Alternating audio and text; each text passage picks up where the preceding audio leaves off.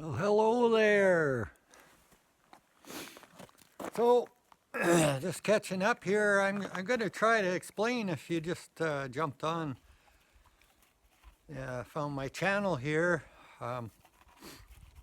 Just basically 8 of the simplest things that you do need to know if you're planning on going off-grid, or maybe you're off-grid and kind of roughing it because you don't understand the different things that you could do to make your life easier. So I'm hoping that some of these tips will help you out, and I'll kind of explain what I did and how I made it work for me to have a fully operational cabin off-grid. That means plumbing, heating, and hot water, all that kind of good stuff. So with that being said, I'm going to get on and just show you kind of the steps that I went through, from most important thing to start with to learning some things you learn along the way. But so really the most important thing is number one is you're going to look for a piece of land, and you're going to check out your neighbors and see what they're like and see what they think. They have a lot of different ideas, and they'll give you maybe some information on the types of soil or different things like that. So getting to know your neighbors before you purchase land, kind of see who's around the area, how close your neighbors are, if they have barking dogs, if they have animals that may bother you if you're too close. So just a lot of things. So number one, really just picking the right piece of property for the plan that you sort of have in your head. And second of all, like I said, talking to neighbors, understanding whether there is access to water, whether it's pumping it into tanks from a creek, or whether you can dig a well, a shallow well, or if you have to dig an expensive well that's deep. So number two is really, are you going to be okay hauling jugs of water for the rest of your life, or would you like water, even if it's not drinkable, if it's to run your system in your house? You can boil it. You're doing your dishes, your laundry, your toilet and that kind of stuff. So water, very important. And so I'm going to show you a little bit what I did with mine. That right there is what I used, one just like it, to dig in deep enough to put in my sand point so I could have water. So that's what I used. So I shared a picture, a video there of a very similar machine to what I used. I was fortunate enough, a neighbor had one fairly close by, and I was able to rent it from him for very cheap and do the job. Now this is an old style well. I dug a hole, I went down 16 feet, put in a culvert, a 30-inch culvert, and I have an old style rope and pulley. This old pulley for the well there, that pulley was probably made in the 30s. So I use this here because when I cleared property and put the well in, I knew I was going to have some pigs here. I don't have at the moment, but so I built a little barn here, and so I had water. So whatever animals I did get here, I had water for them. So let's go in the house. We'll take it for a tour down and show you what I did for water for the house.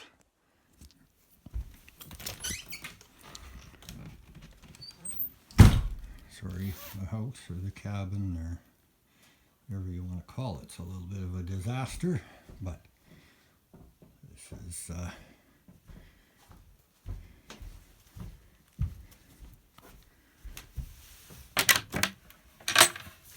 so I have a hole downstairs. Let's go see if we can have a look, see what's down there. Well, it's pretty dark down here. I don't know. You can see that. Not the white thing, but the pipe right there coming out of the ground. So I am underneath my cabin here. All the plumbing lines, all the good stuff. I have a 2-foot crawl space down here, and that is my well right there. So who doesn't like running water at the cabin, you know? So you see the pressure. There's 50 pounds, 52 pounds pressure. I have hot water as well. I'll show you that in a little bit. But so what I have is I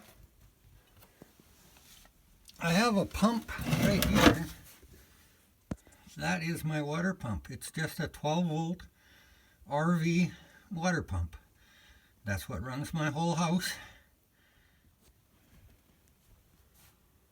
So yes,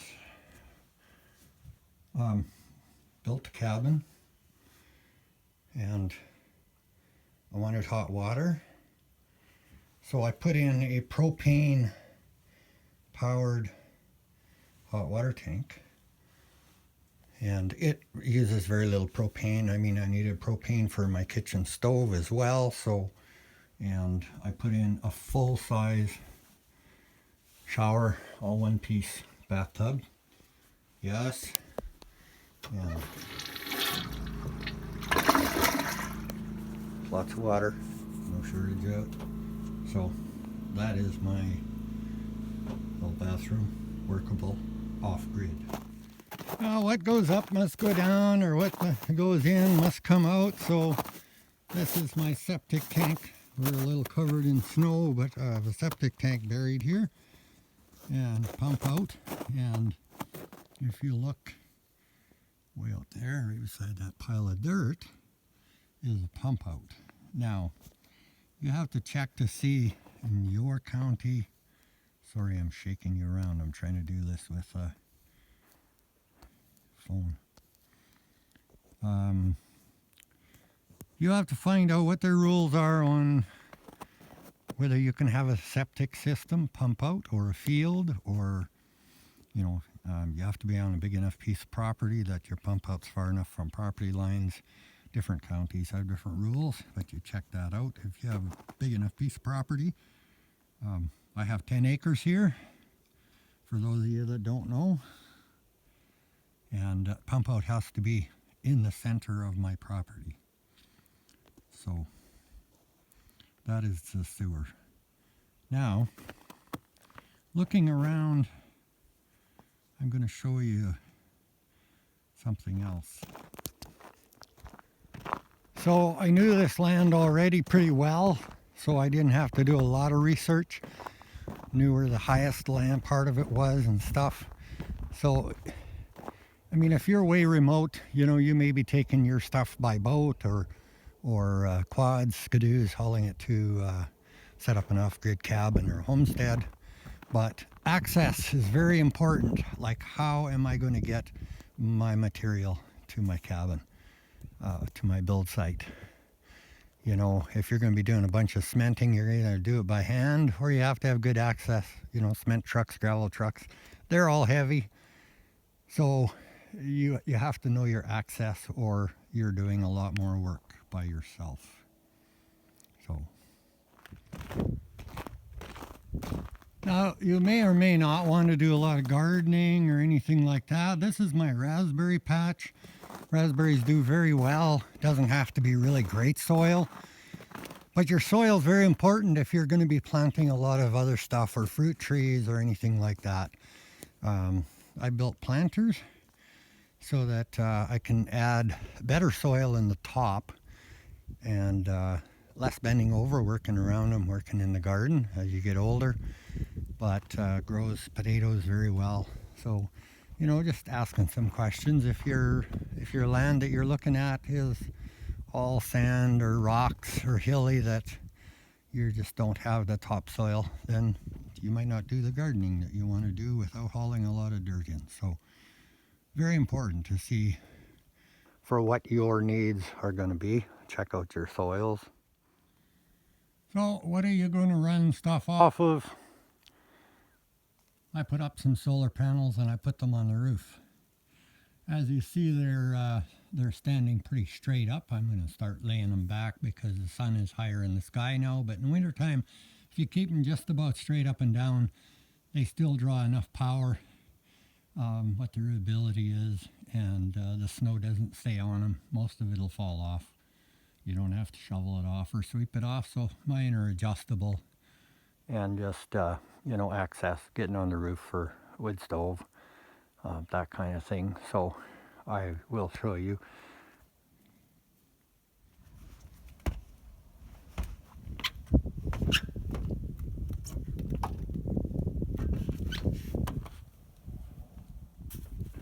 Yes, guys,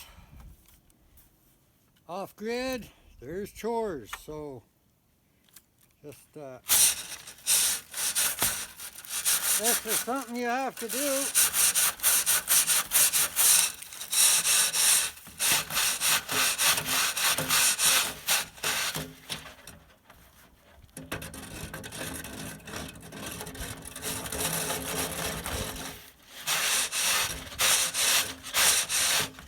Watch my videos, I do burn pretty dry wood, but still get to it.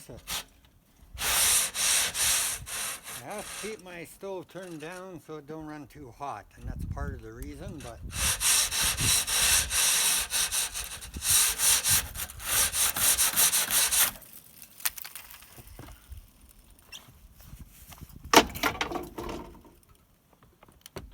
so you want to be an off-gridder,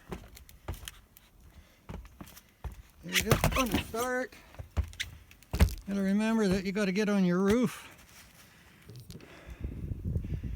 I fixed a really nice ladder for getting up and down tin roofs, summer or winter.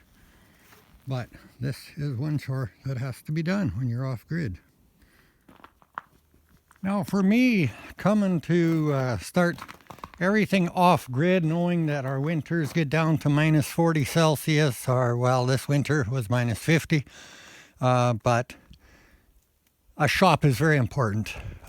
My truck is diesel, so having a place to put things where it's warm, not having to bring it into your cabin or your house, and you know, having workspace if you have things to do, you know, store a lot of tools and stuff that you might need. And as you can see in the first part of the video, the solar panels you were looking at are on the end of my shop here. So I run I have 7 lead acid batteries, charge controller, and a 3000 watt inverter, so I can run my table saw. If the batteries are charged right up, I run the skill saw. I can run all kinds of little power tools, as long as they don't draw too much. My Dremels, they won't run that little welder. So, and again, wood stove. You know, I'm looking after mouse problems. I have a couple of cats, so I keep the shop warm, and I keep water in pails, and then the dog comes in with me and enjoys a drink of water instead of just eating snow, stuff like that. And so a shop is very important, or it was to me. I actually built the shop at the same time as I built the house.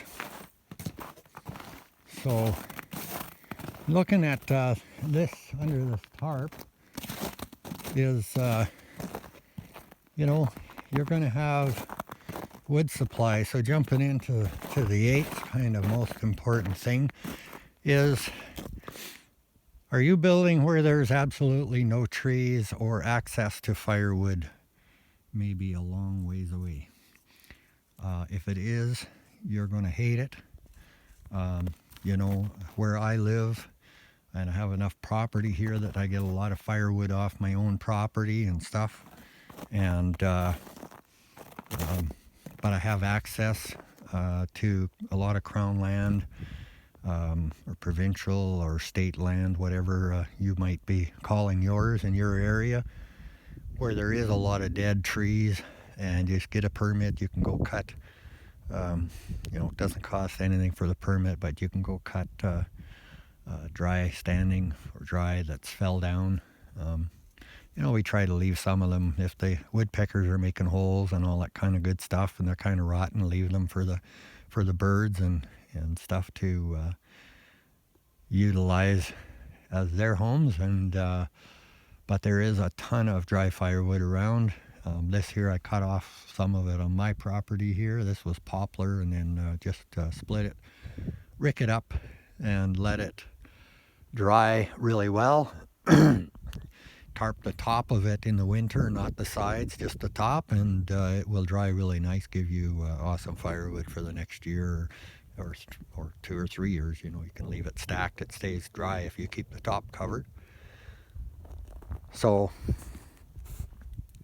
with the shop, the chores, firewood, we're going to move on to probably the last thing. So I kind of covered the steps that I took, and it's hard to explain. I could make a whole 3-hour-long video, would explain it a lot more. But if you have questions, shoot me a comment. I'll try and get to all the comments, and if I can help you, things that worked for me, and there's some things that didn't work for me, and but getting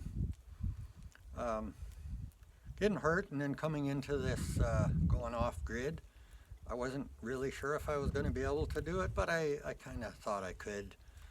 You got to just take your time and do what you can do each day.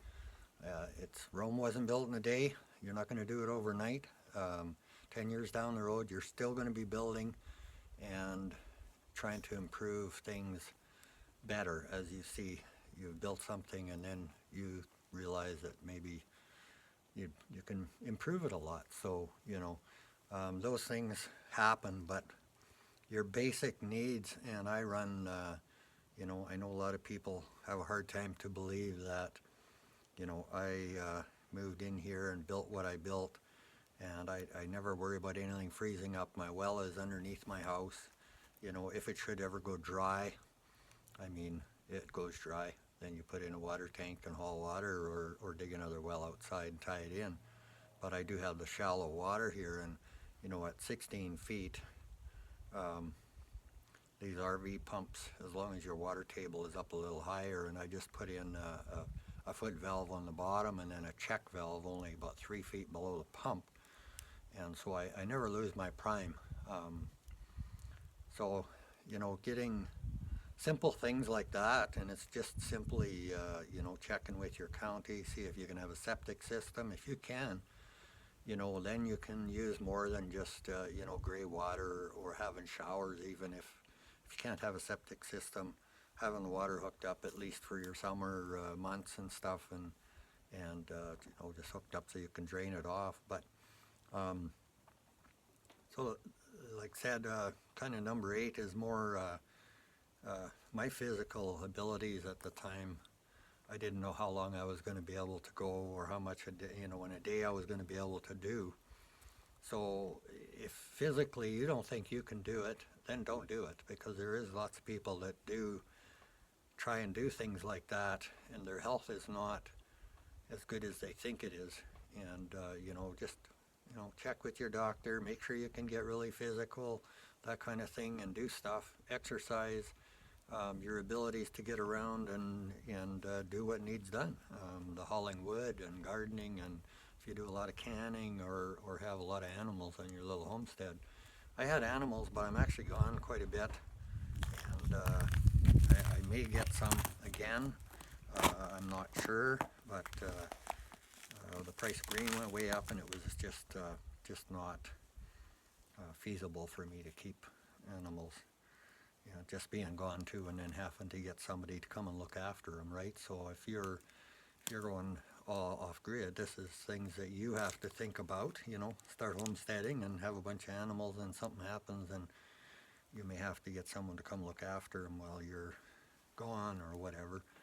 So, but your physical abilities are very important, and I've managed to keep going, and I'm slowly getting to where, you know, I'm going to be able to slow down, take it easier on my body, and hopefully be able to live a freer life. If you went back and watched my Carbon Tax series, is just we're taxed, and you know, administration fees and all that stuff on top of all the tax. You pay so much of that we're not getting what money's worth at all. It's just way beyond reasonable reach, and people are having to go out and start over with very little. And when I started building here, I started with very little, and so each year I've improved, and so with growing my own garden, if you go back and see some videos, my hunting, fishing, I'm able to live a fairly decent life, and not worry about starving to death. Fuel goes up too much, you just don't go to town as often, you know. By the important things you need, it's more about needs, not wants, and that's, you know, changes your life a little, but if I can do it, guys, you can do it. So, ciao for now. Hope you enjoyed the video.